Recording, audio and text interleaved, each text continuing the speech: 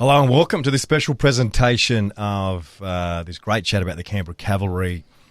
We're here today with the brand new owners. I'm Raider Nick, aka Cav Nick, from Mix 106.3 and the Raiders of Mix Call, and also the Raider Nick podcast. You can download it from any iHeartRadio apps today. But it's not about the Raiders today, it's about the Canberra Cavalry.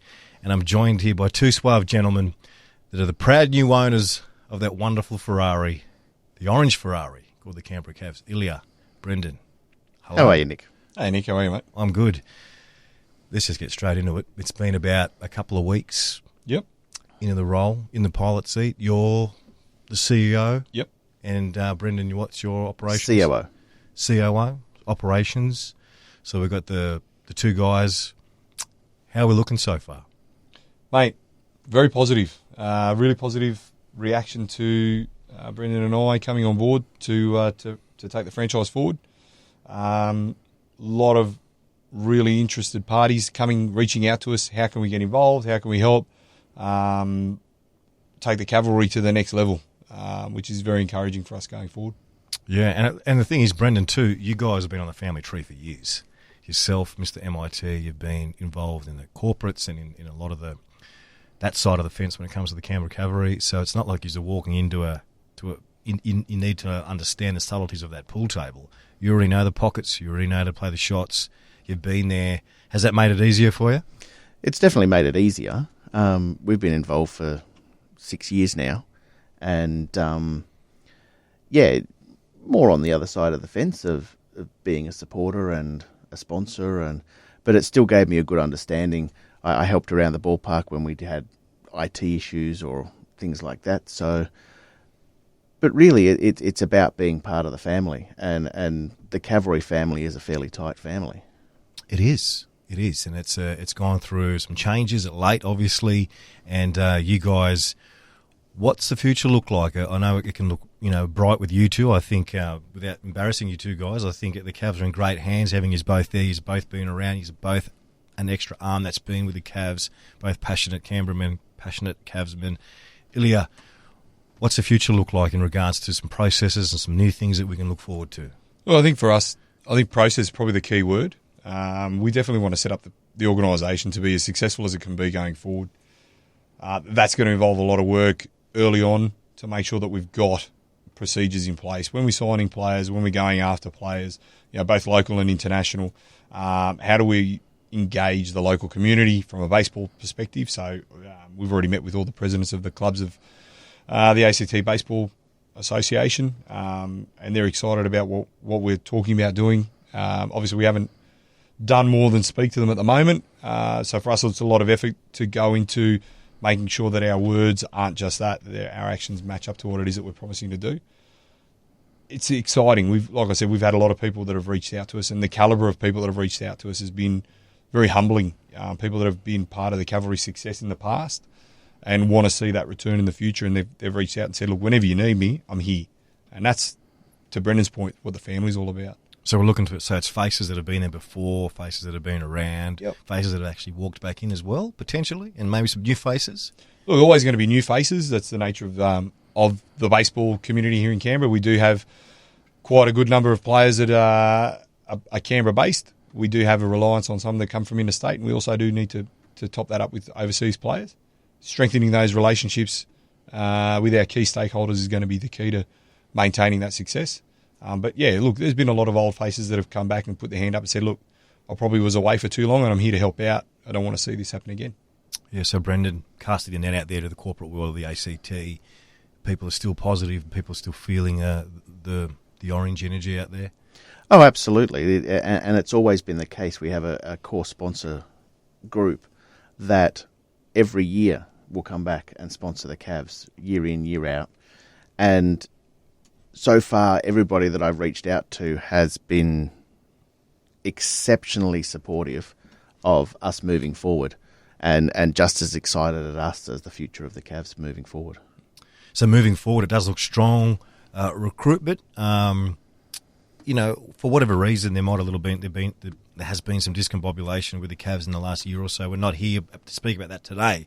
But did that affect the roster in any way? Is it going to be hard to retain players, maybe sign new ones, or how does the makeup of the squad looks like? very early days at the moment.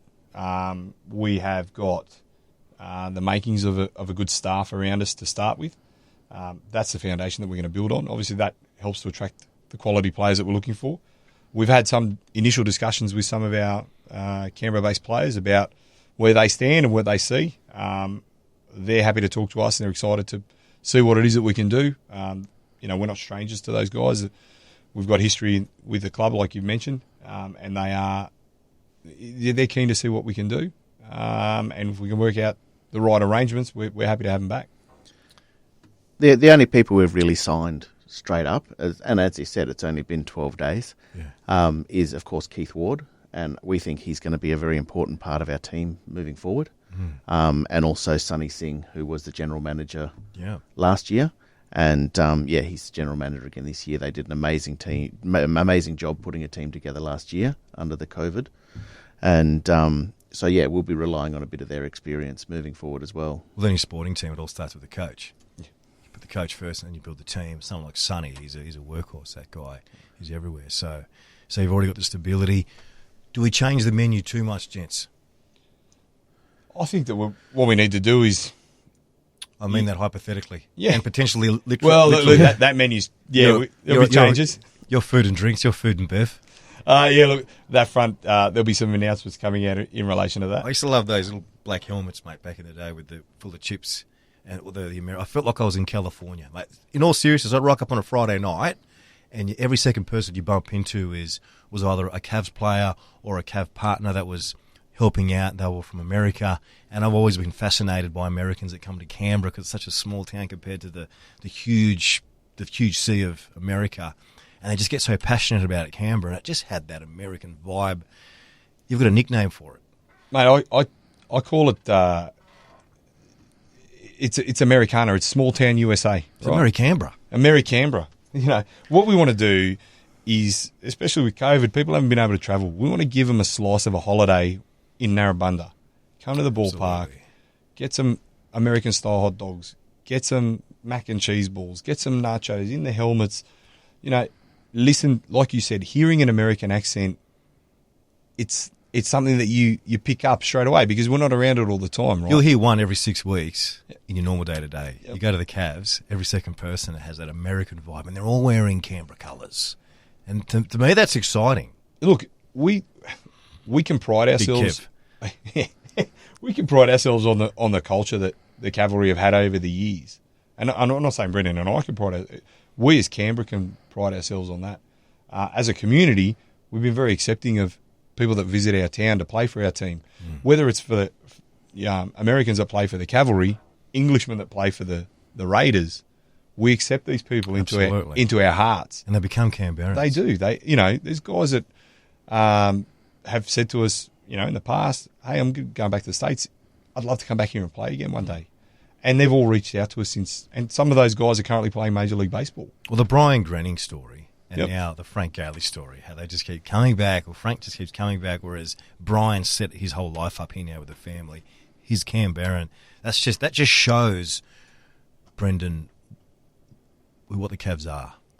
That's right. A family club. That's very much it. It's a family environment, and all the imported players experience that same thing where we make them part of our family, and we care about them when we look after them, and they do come back multiple years. Zach Wilson, the Frank Gailey, Brian Grenning, they're all wanting to come here and live here in Canberra because they just love being part of the family. I remember Brian said the day he rocked up on that orange gravel for the first time, he was like, "Geez, I don't know how this is going to go."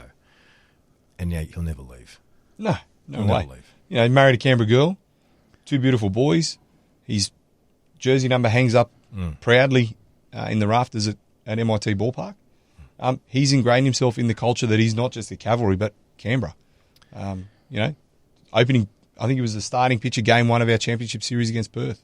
That's the sort of guy that, can carry our culture, not just here, but also the contacts that he's got in the US and fly our flag when we're trying to recruit the best and brightest. It's important, isn't it? Yeah, absolutely. And it's important having a really good reputation at the States and even Korea and the Asian places of the world that we always draw talent from, that they know that, geez, you're going to head to Canberra for that Australasian summer, and it's going to be a ball in more ways than one. We got a big responsibility when it comes to looking after overseas players, especially those ones that do come from the big affiliate teams, whether it be from a team that's affiliated with a major league team or from the Yokohama Bay Stars that we've had arrangements with in the past. There's a lot of time and effort and obviously money invested into those guys to get the best out of them as baseballers. We are, as an organisation, gifted their talent, but also given a great responsibility to ensure that they are taken care of and treated in the way that they should be treated. And it's important for us to give them the exposure to the city and the culture and meet our obligations as partners. And guys like that, like going back to Brian Grenning, that can go back to the US and go, hey guys, if you go to Canberra, these boys are going to look after you and you guys are going to be safe. That's important. How do we produce the next Brian Grenning? How do we produce the next Frank Gailey? Canberra Cavalry have a huge, rich history that we can't turn our back on. But it's all about creating new, rewriting the books as well, updating the books, if you will. How do we go about creating the next guys that are coming in from overseas, and then they'll be next to Brian's jersey up in the room, up at the MIT ballpark, Brendan? There will be a few people that we bring in, and we do work closely with them to try and give them that feeling of family. But our focus is going to be on the local talent. Who's the next Robbie Perkins? Who's the next Steve Kent?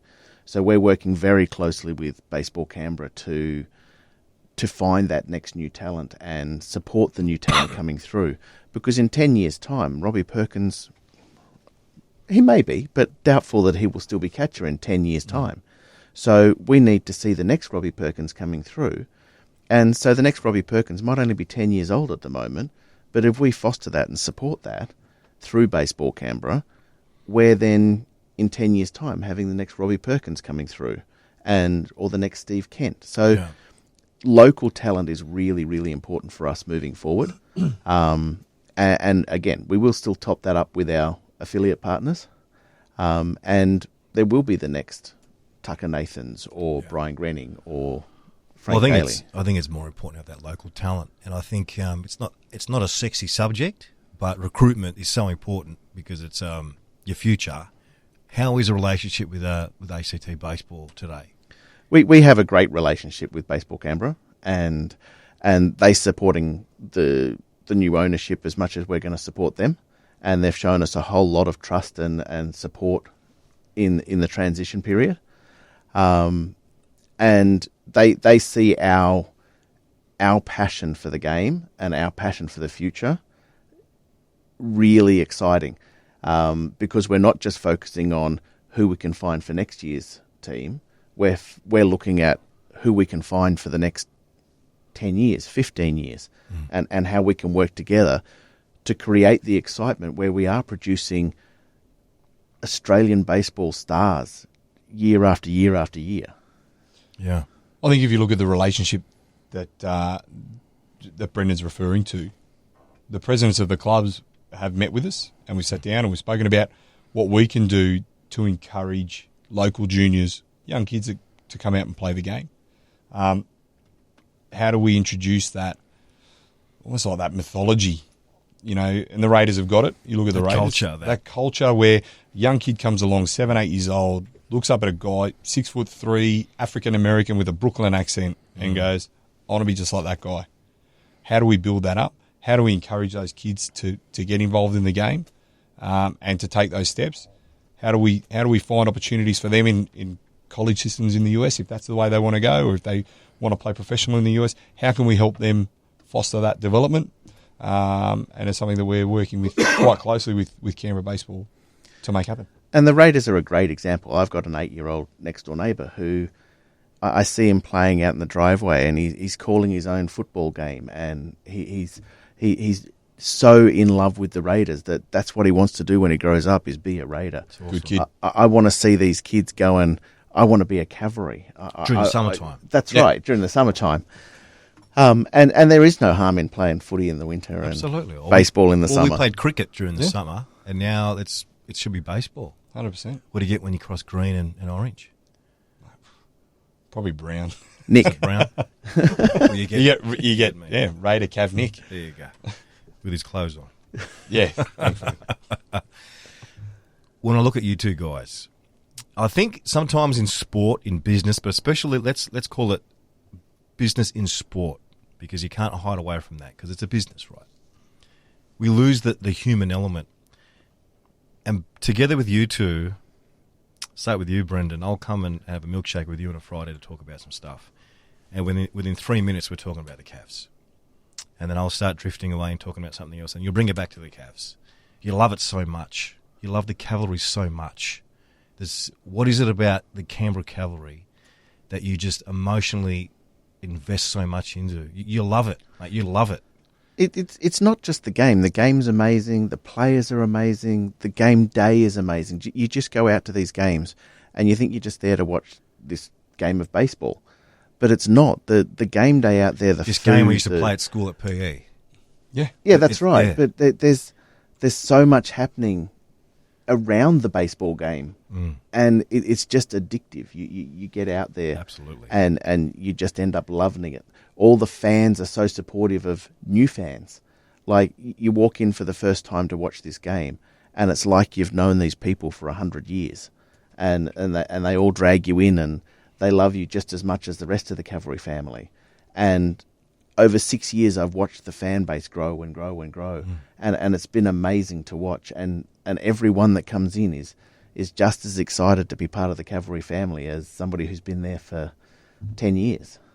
And that's what I was saying. For someone that's holding the reins now and driving the train, they don't just have a business person. They do have a business person, but they have someone, like you said, that bleeds orange. You bleed it. You cut yourself, it's orange that's coming out of that wound.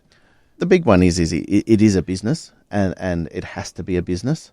Otherwise, it's just not going to succeed. But part of that business is supporting that family, and finding that next fan to get just as excited about baseball as me. And the more people that will come along for that first experience, and the first time you hear a home run hit on a bat, it's just addictive. It just sucks you in, and you just can't let it go. Absolutely. And that was my first experience. I remember you were telling me for years to come along. I finally came along and did some cool work with the team, and they said to me, "You just come on the Friday, and you'll get your head around it." I went the Friday, the Saturday, and the Sunday. I loved it, and it really just gave you something. It gave you something to get excited about through the Christmas, through the holiday season, through our summer, and it just really gave you something to yank your teeth into. And it's not just going as an external. The great thing about the Canberra Cavalry is when you go, you feel like you're one of them. The players are just so welcoming for the kids. They're just kind of outside the fence. There's no boundary between them. It's like the whole punk rock mentality. There's no stage. We're all on the same ground. I think as a fan, that proximity is probably the most exciting part about it. Like you said, there's no stage. Yeah, the boys are out on the field, but post game, some of the best memories were taking in, the post-game meal to the boys, and they'd be in there, they go, yep, grab a quick bite to eat, and they had to get out of the change rooms. Not to leave, but because there was 50, 60, 70 kids. Yeah. And then their mums and dads waiting outside to sign a baseball bat, to sign a jersey, to sign a hat, to sign just a piece of paper. Have some time with them. And it's that connection that is so evident when you walk in the ballpark. You walk in the ballpark and you're walking past an open bullpen. Yeah. All the talent sitting there, kids waving, saying hello. It's almost like a little kid in the back of the car waving to the truck driver, and the truck driver. And you were rapt as a kid. Oh my God, the truck driver waved. Yeah. That guy just waves to me. He's the pitcher. Yeah. It builds that closeness, that family tie. It sounds a bit cliche to say family, but that's what it is. You walk in there and you're part of it. We've got guys that will be coming from the US. Guys are probably coming from Asia. We've got some guys that will be coming from interstate. And they're leaving their families behind to come and play baseball. Yeah.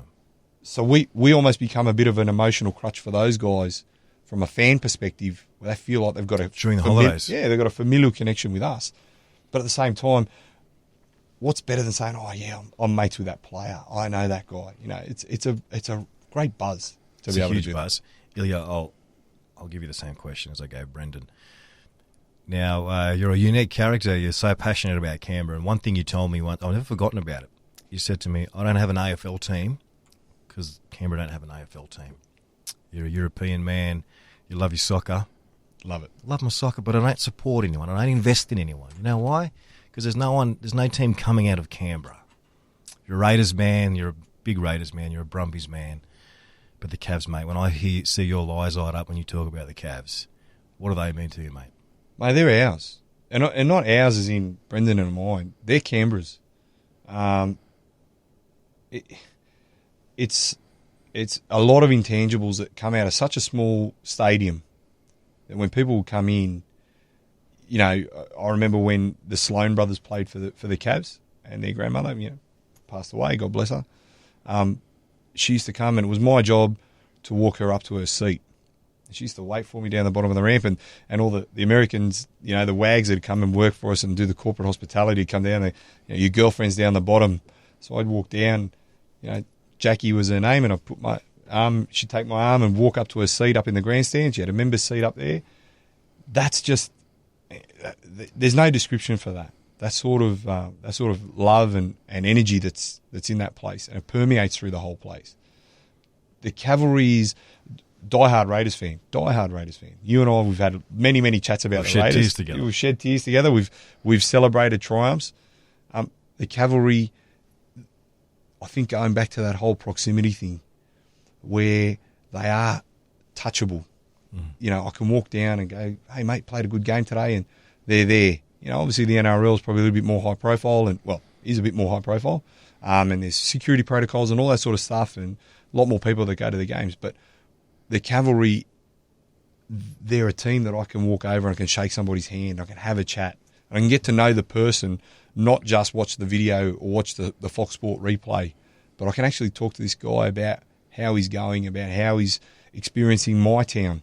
You know, I'm proud to be from Canberra. I wouldn't live anywhere else in the world. This is the best city in not just in Australia, anywhere in the world.